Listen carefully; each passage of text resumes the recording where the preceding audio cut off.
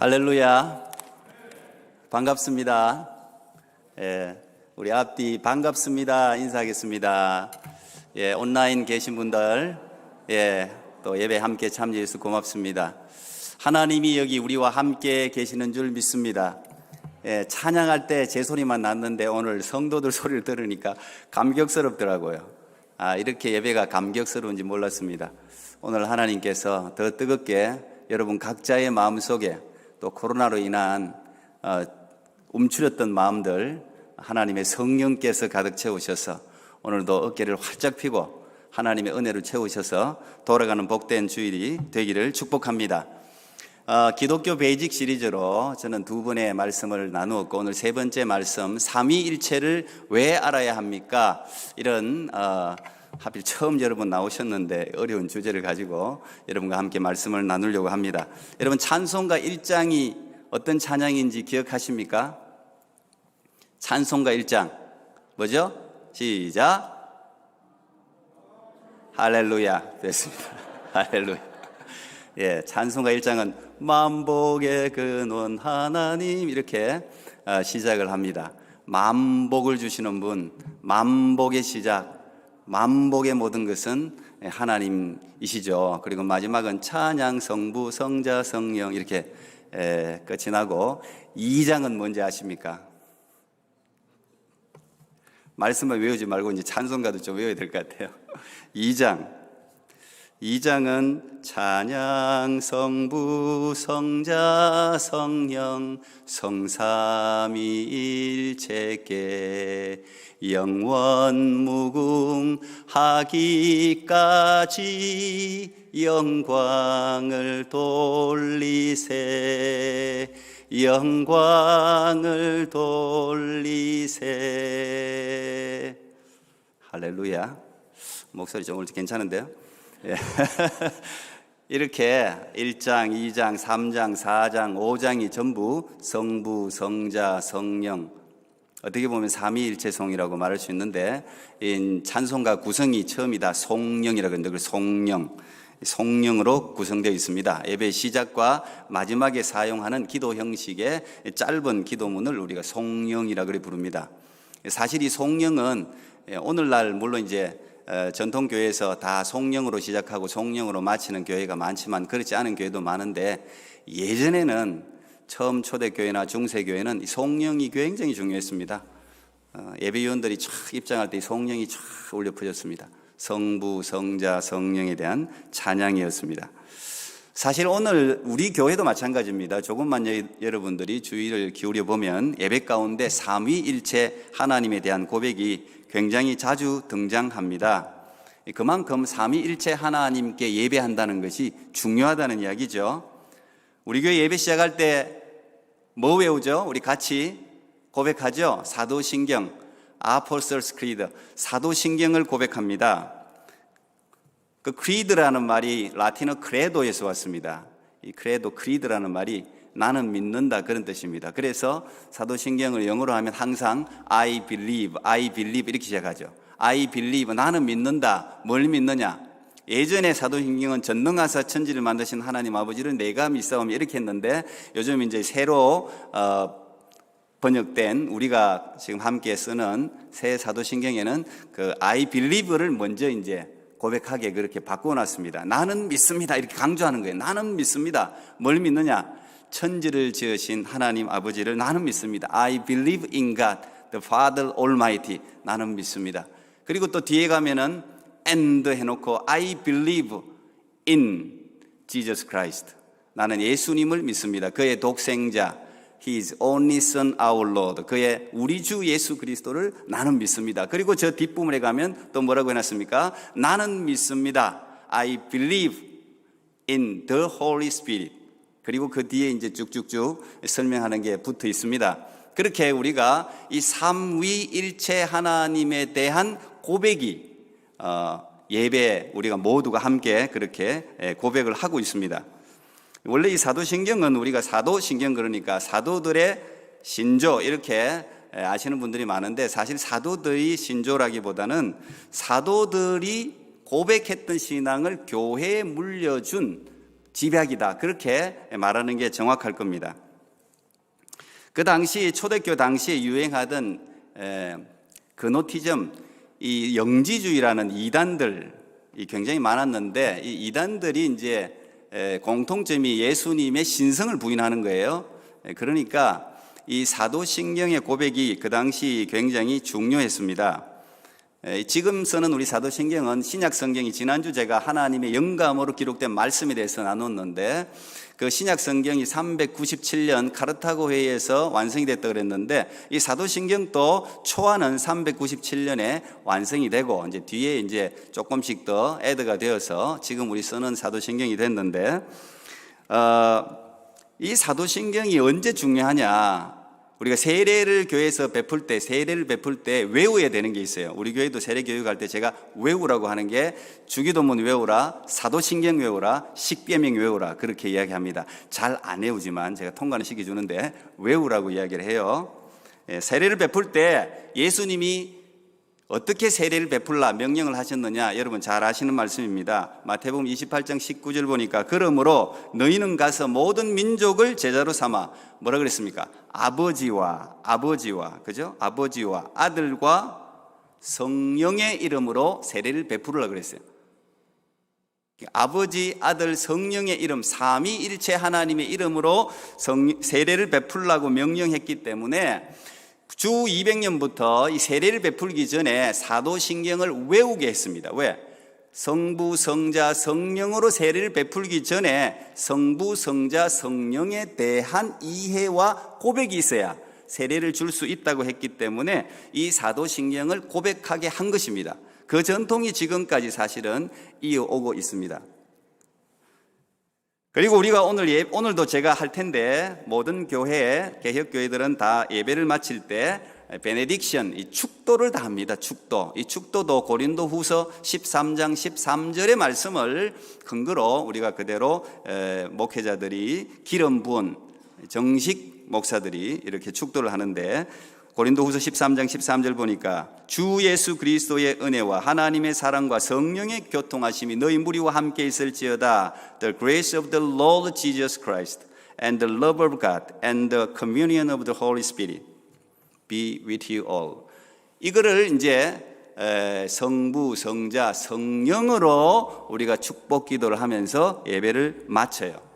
제가 몇 가지 본문만 이야기했지만 살펴본 것처럼 이 삼위일체 하나님에 대한 찬송과 신앙 고백은 초대교회 때부터 시작해서 지금 거의 2000년 동안 지금 이어지고 있는 셈이에요. 그 삼위일체에 대한 신앙 고백이 그만큼 중요하다, 그렇게 볼 수 있겠죠. 이 삼위일체라는 말을 영어로 풀이하면 이 삼위, three person, three persons in one God.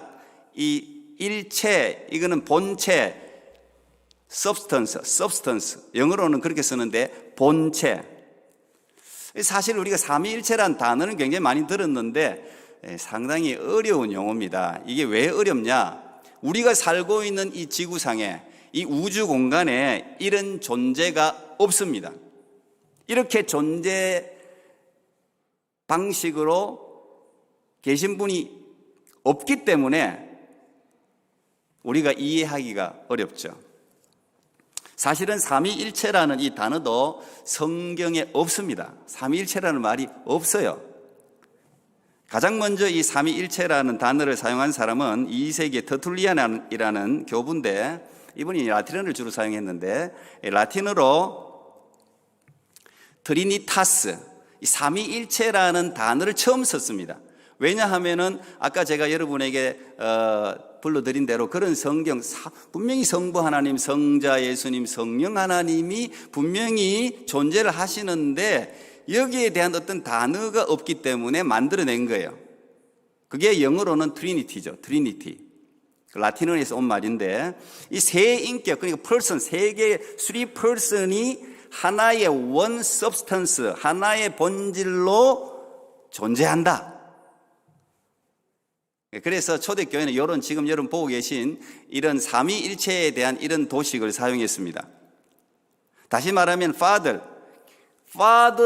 is God, Son is God, Holy Spirit is God. 다 하나님이에요. 성부도 하나님, 성자도 하나님, 성령도 하나님이에요. 그런데 Father is not Son. 하나님, 성부 하나님은 성자 예수님이 아니에요. Son is not Holy Spirit. 성자 예수님은 성령 하나님이 아니에요. 또 성령 하나님은 성부 하나님이 또 아니에요. 근데 하나의 본체로 또 존재한단 말이죠.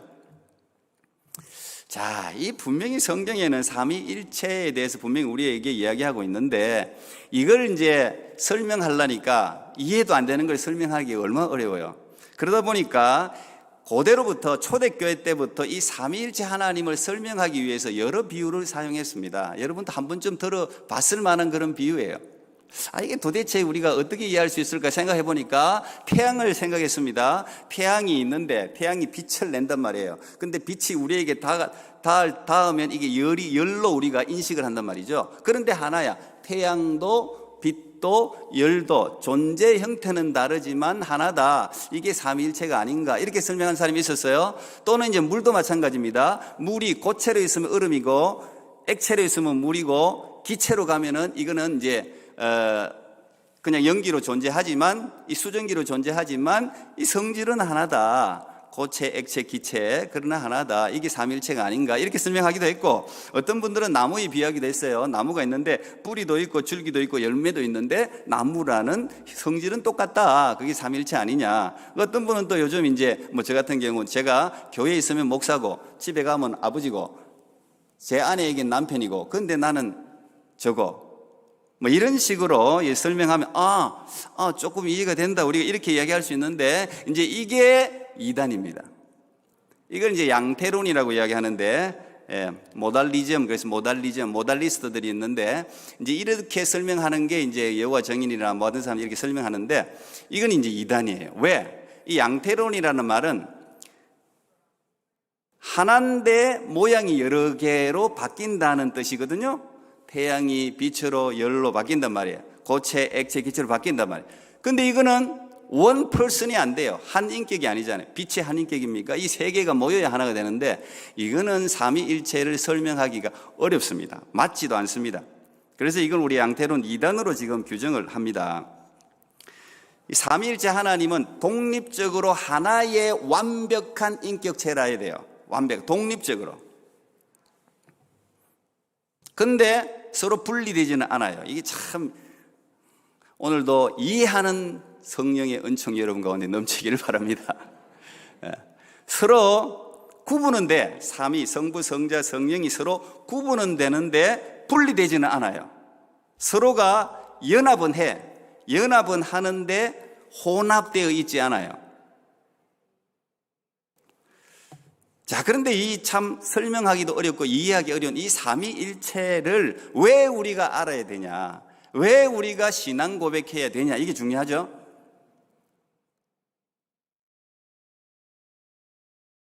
배경을 조금 설명하겠습니다.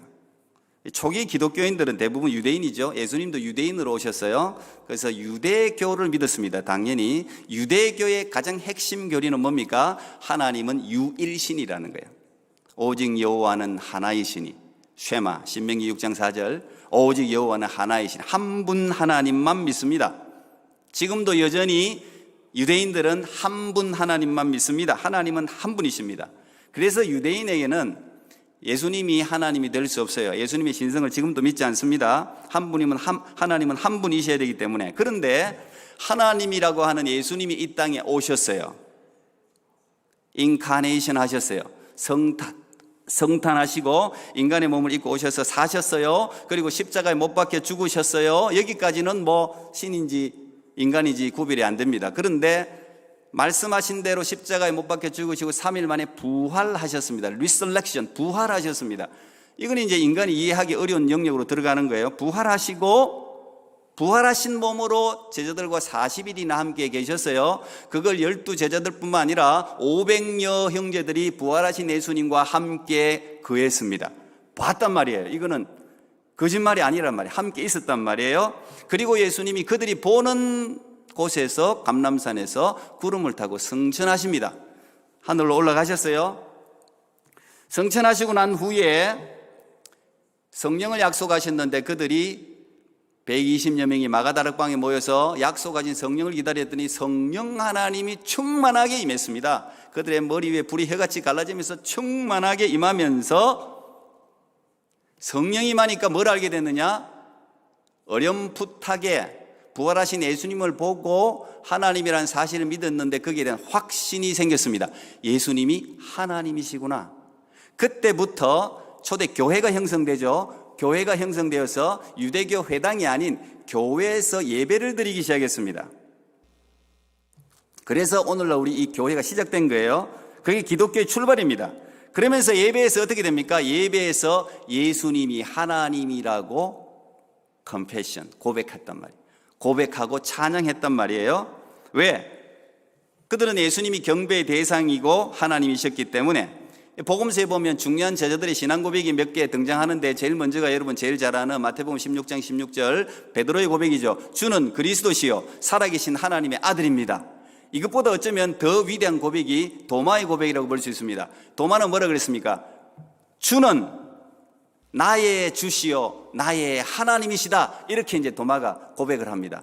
그 말고도 이제 나다나엘이라는 사람이 또 신앙 고백하는 장면이 나오는데 그게 근간입니다. 그 제자들의 신앙 고백을 근간으로 초대교회는 예수님을 도마 고백처럼 나의 하나님, my God, my Lord, 나의 주, 나의 하나님으로 고백했단 말이에요.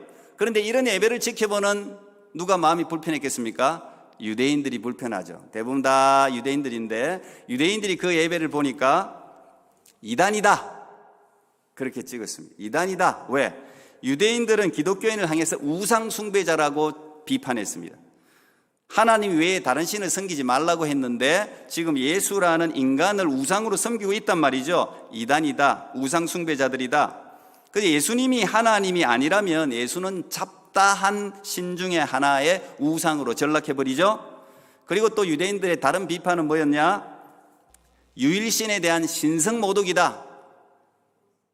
실제로 예수님도 결국은 그 유대인들의 최고의 재판정인 그 코트죠. 사내들인 공의회에서 신성모독죄로 그들이 사형시킬 수 없으니까 빌라도의 로마 법정으로 넘겨서 결국은 물론 이제 그 죄명은 신성모독이라고 로마에서 말하진 않았지만 국가 반역죄로 이제 죽게 되는데 사형 언도를 받습니다. 예수님이 하나님이 아니라 평범한 인간이라면 하나님에 대한 신성모독이 되는 거예요. 이런 유대인들의 공격에 더해서 엎친 데 덮쳐서 아까 제가 말씀드린 그노시즘 영지주의, 이건 예수님이 인간의 몸을 입고 오신 게 아니고 영으로 왔다가 영으로 갔다는 거예요. 가현설이라고 부르는데 이 영지주의자들이 예수님의 육체로 오신 것을 부인하는 거죠. 신성을 부인하는 거예요. 이런 이제 이단들의 이런 누룩이라고 그랬죠. 누룩. 이런 잘못된 교리가 성도들을 혼란시키니까 이 교리는 언제나 현장의 예배에서 혼란스러운 것 때문에 교리가 하나씩 형성이 돼요. 교리가 뒤에 이제 형성이 되는데 그러니까 이 초대교회에 있어서 삼위일체 하나님에 대한 고백이 어땠습니까? 목숨과도 같이 중요한 거예요. 그래서 여러분들이 전성을 보면 초대교회 예배를 보면 전부 삼위일체 하나님에 대한 기도와 찬양이 주류를 이뤘습니다. 예수님은 하나님이시다 말이에요. 이게 증명이 돼. 이게 돼야지 본인들이 믿고 있는 이 예수 그리스도, 이게 정당화되는 거예요. 그러니까 삼위일체 하나님에 대한 교리는 목숨과도 같은 이 교회의 기반과도 같은 굉장히 중요한 독트린, 교리였습니다. 예수님이 하나님이 아니라면 예수님은 절대 구원자가 될 수 없습니다. 모든 인간은 의인은 없나니 하나도 없고 피조물이라면 죄가 있는 인간이 우리 죄에 모든 인류의 죄를 속할 수가 없습니다. 예수님은 하나님이어야 해요. 그래서 예수님은 하나님이라는 신앙 고백은 우리가 삼위일체 굉장히 그래서 중요한 거예요. 이 삼위일체에 대한 이 정리가 언제 끝나냐? 이게 정리가 안 되면 계속 지금까지도 혼란스러웠을 텐데 이 논쟁이 언제 끝났느냐 하면 이것도 여러분들 뭐 조금 기본 상식으로 알고 계시면 좋아요. 3세기 아리우스라는 사람이 이제 일어나는데 이 아리우스라는 사람이 추종파들이 굉장히 많습니다. 굉장히 똑똑한 사람이에요. 신학자인데. 근데 이 사람이 이런 주장을 했습니다. 성부만 하나님이다. 성부만 하나님이기 때문에 성자와 성령께 예배하는 자는 우상 숭배자라 그랬습니다. 성자 예수님께 예배하면 안 된다. 성령께 예배해도 안 된다. 오직 성부 하나님께만 예배해야 된다. 성부 하나님과 성자 예수님, 성령 하나님은 비슷한 것 같지만 동일하지 않다. 그랬어요. 동일하지 않다. 그냥 비슷한 것 뿐이다. 그걸 뭐 우리가 신학적인 용어로 유사본질이라 이렇게 부르는데 비슷하다 그렇게 이야기를 했어요. 자, 이 교리를 오늘날 따르는 대표적인 이단이 여호와의 증인입니다. 여호와의 증인들이 그건 성부 하나님만 믿어요.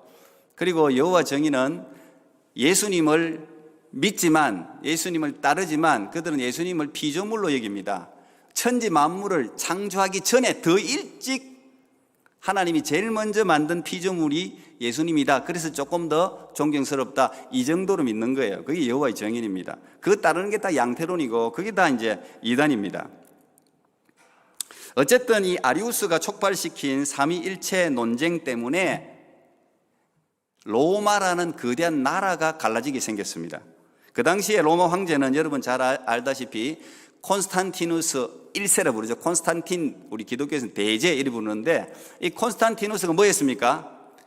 그때까지 기독교가 로마에서 박해를 받고 있었는데 이 콘스탄티누스가 어쨌든 뭐 그 앞에 여러 가지 뭐 엄마가 환상을 보고 십자가를 보고 뭐 이런 건 다 빼고 이분이 어쨌든 기독교가 박해받는 기독교의 박해를 종식시켰습니다. 콘스탄티누스 1세가 313년에 기독교도 우리 로마의 정식 종교다 이렇게 인정을 합니다. 국교로 인정한 건 이때 아니고 그건 393년인데 어쨌든 313년에 인정을 하면서 기독교에 굉장히 많은 베네핏을 줍니다. 교회 세금을 가령 면제시켜 준다든지 뭐 어쨌든 수도사들이나 뭐 오늘날로 치면 목사님들에게 혜택을 굉장히 준다든지 어쨌든 이렇게 해서 기독교인들이 굉장히 많이 이제 자유를 얻게 되면서 굉장히 많아지는데 그때 이제 이 아리우스로 말미암아 이 삼위일체 논쟁이 불을 뿜으면서 막 교회가 서로 갈라지는 거예요. 근데 이 원래 콘스탄티누스가 기독교를 공인한 것은 로마가 원체 넓지 않습니까? 세계 원체 넓으니까 이 로마라는 나라를 안정시키기 위해서는 종교가 필요한데 그게 기독교라는 기독교의 지지가 있으면 전 세계 로마의 영토가 로마가 좀 더 안정스럽겠다 생각하고 사실은 신앙적인 경험도 있었지만 전략적으로 기독교를 지지하기 시작했는데 이 기독교가 하나가 안 되고 갈라지니까 콘스탄티누스 황제가 이러다가는 이 나라 자체가 불안정하겠다고 생각하고 그 콘스탄티노플에서 그의 별장이기도 했는데 콘스탄티노플에 각 모든 대륙의 교부들을 다 모았습니다. 엄청나게 모았습니다. 뭐 600명인가 굉장히 많이 모았어요. 모아가지고 너희들 이 삼위일체에 대해서 정리해라. 이것 때문에 나눠지면 안 된다. 정리해라. 시간을 줬어요. 그래서 수많은 교부들이 모여서 정리를 했습니다. 아리우스 파들은 아리우스 막 이렇게 자기 팀을 데리고 막 쫙 입장하고 근데 그 당시에 주교가 이 이름이 막 헷갈리는데 아타나시우스가 요즘 치면 교황이었습니다. 감독이었는데 이 아타나시우스가 아리우스를 논쟁에서 이깁니다. 이겨서 결국은 예수님이 하나님이라는 예수님도 하나님이다 이걸 정리한단 말이에요. 여러분들 교회 다니니까 상식적으로 적어도 325년에 있었던 그걸 니케아 회의라고 하는데 니케아 종교회의 이거는 기본적으로 알고 있어야 돼요. 굉장히 중요한 회의입니다. 325년 니케아 회의에서 이 예수님도 성자 예수님도 하나님이다 이걸 정리합니다. 그러면서 아리우스가 이제 쫓겨납니다. 오히려 이단으로 규정됩니다. 물론 이제 그때 성령 하나님도 하나님이라는 것을 정리를 하지 않았는데 그건 뒤에 381년에 콘스탄티노플 카운실, 그러니까 콘스탄티노플 회의가 다시 개최되고 그때 성령 하나님도 하나님이다. 그래서 오늘날 우리가 믿고 있는 고백하는 삼위일체 교리가 381년 320년 니케아 회의와 381년 콘스탄티노플에서 정리가 됩니다. 그러면서 지금 교회가 든든하게 그 위에 지금 세워져 가고 있는 거예요. 굉장히 중요한 걸 확립한 거예요. 콘스탄티누스 황제가. 자, 이렇게 마무리되었습니다. 그래서 우리가 지금 이제 삼일체 교리를 고백하는데 오늘 여러분 읽은 이 본문이 삼위일체를 어떻게 보면 가장 선명하게 보여주는 본문입니다. 예수님이 세례받는 장면인데 예수님이 세례받는데 어떻게 했습니까? 예수님이 세례를 받으시는데 성령이 비둘기같이 임합니다. 그리고 성부 하나님이 하늘에서 말씀하시기를 이는 내 사랑하는 아들이요 내 기뻐하는 자다 이렇게 말씀하십니다. 여러분 이게 한 분 하나님이 형태를 다르게 해갖고 여기 갔다 여기 갔다 여기 갔다 할 수 있습니까? 안 되죠. 이거는 three person, 독립적인 성부, 성자, 성령의 공통, 합동, 연합 사역입니다. 성부와 성자와 성령 하나님이 그 본성을 그대로 보여주고 있는 게 이 세례 장면이에요. 사실 이런 장면은 여기만 있는 게 아니고 굉장히 성경에 많습니다. 그래서 이 삼위일체 교리는 사실 우리가 꼭 알아야 되는 게 우리 구원과 직결되어 있어요. 우리 구원과. 하나님은 우리를 구원하실 때 삼위가 하나가 되어서 구원 사역을 감당하세요. 성부 하나님이 우리를 선택하시고 성령 하나님이 우리를 감동하셔서 성자 예수님이 우리를 구속하셔서 구원해 주신단 말이에요. 그걸 믿는 자마다 구원을 받는단 말이죠. 예수님이 이 땅에 성탄하실 때도 삼위 하나님이 함께 일하셨죠. 성령으로 감동하시고 성령으로 잉태되시고 성부 하나님이 선택하시고 성자 예수님이 인간의 몸을 입으시고 이 땅에 오신 거예요. 그것도 삼위일체 하나님 아니면 설명이 안 돼요. 성탄도. 십자가도 마찬가지입니다. 성자 예수님이 모든 인류의 죄를 다 한 몸에 짊어지시고 인간의 몸을 입고 오셔서 십자가에 못 박혀 죽으시고 성부 하나님은 이 구원의 사역을 창세 전부터 계획하셨어요. 그리고 성령 하나님이 십자가 죽음에 함께 하셨죠. 영지주의자들이 말하는 것처럼 예수님은 실제로 인간의 몸을 입고 오신 것이 아니라 영으로 왔다가 가셨다면 예수님의 대속은 거짓말이잖아요. 실제로 인간의 몸을 입고 오지 않았잖아요. 그냥 영으로 잠깐 왔다가 실제로 인간의 고난을 겪지 않았단 말이에요. 그건 쇼에 불과하죠. 근데 하나님이 실제로 인간의 몸을 입으시고 인간의 고난과 고통과 아픔을 다 맛보시고 죽음까지도 맛봤단 말이죠. 그게 성자 예수님이에요. 삼위일체 하나님이 아니면 십자가를 설명하기가 어려워집니다. 또 우리가 다 알고 있듯이 여러분 인간은 하나님의 형상이다. 이건 우리가 다 아는 거예요. 그죠? 이마고데이 그런데 하나님의 형상이다. 근데 우리 놓치는 부분이 있어요. 이 하나님의 형상이라고 할 때 삼위일체 하나님의 형상이에요. 여러분 잘 아는 본문입니다. 창세기 1장 26절 보니까 하나님이 이르시되 우리의 형상을 따라 우리의 모양대로 우리가 사람을 만들고, 여기 이제 우리라는 말이 복수라는 거, 여기에 삼위일체가 이미 우리를 만들 때 하나님 삼위일체의 형상으로 우리를 만들었다는 거. 유대인들은 사실 해석하기 어렵죠. 이 삼위일체를 믿지 않으면 이거 해석이 안 됩니다. 창세기 1장 1절부터 사실 해석이 안 돼요. 태초에 하나님이 천지를 창조하시니라 할 때 이걸 히브리어 원어로 보면 태초에 하나님은 엘로힘입니다. 엘로힘은 복수예요. 복수, 단수가 아니에요. 복수예요. 처음부터 하나님은 삼위일체 하나님으로 성경에 등장한단 말이죠. 근데 성부, 성자, 성령 하나님은 사랑이십니다. 하나님은 우리를 사랑의 존재로 만든 거예요. 하나님의 형상으로 빚어졌다는 건 사랑의 존재로 만들었다는 거예요. 하나님의 형상으로 빚어졌다는 것은 우리가 공동체 속에 속해 있다는 것을 우리가 알려주는 거예요. 우리가 떨어져 살아봤잖아요. 지금 코로나 때문에 떨어져 살겠습니까? 여러분 가족이라도 있어서 그러지 혼자서 1년 2년 살아봐요. 사람은 혼자 존재할 수 없게 원래부터 만들어졌어요. 삼위일체 형상으로 만들었다니까요, 우리를. 그래서 당신은 사랑받기 위해 태어난 사람, 당신은 사랑하기 위해 태어난 사람. 그게 어떻게 보면 성경적으로도 성립이 돼요. 인간은 누군가를 사랑할 때 제일 행복합니다. 그리고 인간은 누군가로부터 사랑을 받을 때 제일 행복해요. 왜? 삼위일체 하나님의 그게 속성이에요.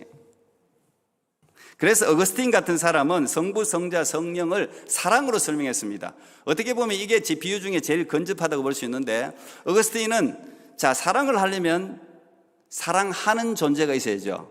사랑받는 존재가 있어야 되죠. 그리고 사랑이 있어야 돼요.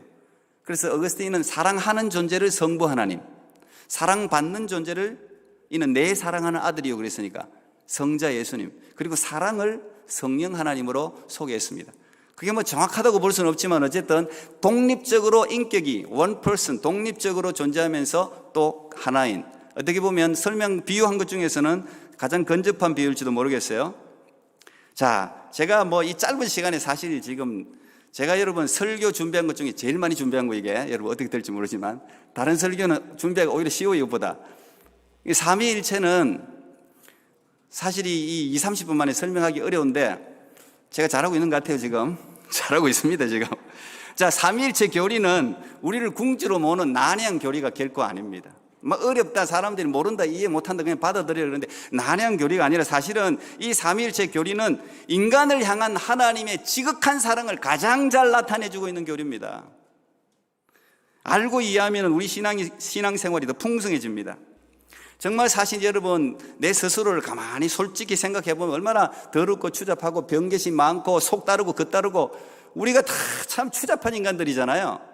그런데 이런 추잡한 인간들을 구원하시기 위해서 성부 하나님, 성자 예수님, 성령 하나님, 이 전능하신, 이 영원하신, 이 위대하신, 이 완전하신 삼위의 하나님이 우리를 구원하기 위해서 합동작전을 한단 말이에요. 같이 협력해서 영원 전부터 영원까지 우리를 구원으로 인도한다는 이 사실을 우리가 깨닫는 순간 이게 감격이 안 될 수가 있습니까? 세상에 한 사람만 우리를 지독히 사랑해도 행복해지는 건데 삼위 하나님이 나 한 사람을 위해서 이렇게 엄청난 열정적으로 우리를 구원하시기 위해서 지금도 일하고 계신다는 사실이 우리에게 힘을 안 줄 수가 없죠. 찬양하지 않을 수가 없죠. 인간은 하나님을 볼 수도 없고 알 길도 없어요. 사실 성부 하나님 한 분만 존재한다면 그 하나님은 추상적일 수밖에 없어요. 우리가 이해가 안 돼요. 그래서 이슬람도 유일신을 믿습니다. 유대교도 유일신을 믿습니다. 근데 유일신을 믿는 모든 종교를 여러분 생각해 보면 하나님이 항상 무서워. 하나님이 항상 멀리 있어. 가까이 있질 않아요. 근데 우리는 삼위일체 하나님을 믿잖아요. 그 성부 하나님이 나는 하나님 어떻게 생기셨어요? 예수님 보면 알아요. 예수님이 인간의 모습을 입으시고 이 땅에 오셨잖아요. 그리고 우리와 똑같은 삶을 사셨잖아요. 아니 우리보다 더 가난한 삶을 사셨잖아요. 그래서 우리는 하나님 얼마나 나를 사랑하실까 생각할 때 성부 하나님만 있으면 잘 이해가 안 가. 마음에 안 와다. 그런데 예수님을 생각하면 이해가 와요. 왜? 같은 인간이니까. 인간의 모습으로 이 땅에 왔단 말이에요. 그래서 예수님이 친근해요. 그래서 성부 하나님까지도 우리가 이해할 수 있단 말이죠. 예수님도 그랬잖아요. 나를 본 자는 아버지를 본 것이다. 나와 아버지는 하나다. 성경에 얼마나 많이 삼위일체를 이야기하고 있습니까? 그래서 기독교인은 하나님을 떠올릴 때 추상적으로 먼 하늘에 있는 분으로 생각하지 않습니다. 나의 고통을 다 이해하시는 하나님으로 더 은혜를 받죠. 더 은혜를 받는 거예요. 이슬람 교도들이 그래서 기독교로 오면요 그걸 감격하는 거예요. 이렇게 가까이 계시고 좋으신 하나님에 대해서 인식하게 되면서 확 감동을 받는 거예요. 그 성자 하나님이 십자가에 못 박혀 죽으시고 부활하시고 성천하셨어요. 그런데 성자 예수님 이제 더 이상 볼 수가 없어요. 우리가 더 이상 볼 수가 없으니까 놀랍게도 예수님이 가시면서 뭐라 그랬습니까? 내가 떠나가는 것이 너에게 유익하다.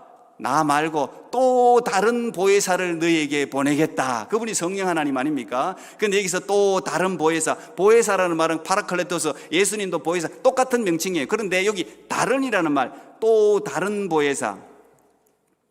다른이라고 할 때 이 헬라어가 두 가지 단어가 있어요. 알로스라는 단어가 있고 헤테로스라는 단어가 있는데 헤테로스라는 단어는 완전히 디퍼런트한 거예요. 완전히 다 다른 성질을 가진 다른이라는 의미고, 알로스라는 단어는 같은데 다른 거예요. 그런데 또 다른 보혜사 할 때 알로스 파라클레토스, 그 알로스라는 말을 썼단 말이에요. 똑같은데 달라요.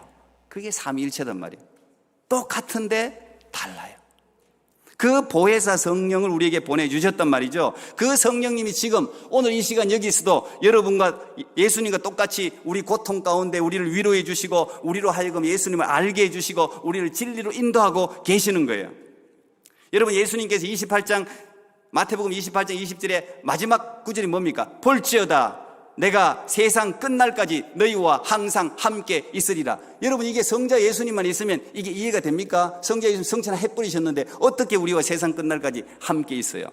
성령 하나님과 함께 있겠다는 거예요. 성령 하나님 우리와 함께 있는 게 곧 내가 너희들과 함께 있는 거라는 거예요. 왜? 삼위일체니까. 그렇게 삼위일체로 우리와 임마누엘로 영원까지 함께 하신다는 말이죠. 그러므로 우리가 삼위일체 하나님을 찬양해야 돼요. 그래서 기도할 때 우리 한국 교회는 대부분 이 삼위일체를 잘 아는 분이 와서 보면 다 이단처럼 생각한대요. 자꾸 성부 하나님만 찬양해가지고 성자 하나님 찬양합니다. 성령 하나님 예배합니다. 저도 이제 조금 그런 한국 사람이니까 그런 경향이 있는데, 여러분 앞으로 성부, 성자, 성령 이 삼위의 하나님을 경배하고 찬양하면 더 놀라운 은혜가 여러분 가운데 있을 줄 믿습니다. 성부 하나님은 창조하시고 우리를 사랑하시고, 성자 예수님은 고난받으시고 죽으시고 우리를 구속해 주시고, 성령 하나님은 교통하시고 감동하시고 깨닫게 하시고 함께 하시고 우리를 도와주셔서 우리를 구원으로 인도하시는 것입니다. 이 삼위일체의 하나님이 여러분의 하나님으로 인해 주님을 찬양할 수 있기를 축복합니다. 기도하겠습니다. 하나님 감사합니다. 오늘 참 어려운 본문이지만 성령께서 감동 감화하셔서 이 삼위일체 하나님에 대해서 알게 해주셔서 감사합니다.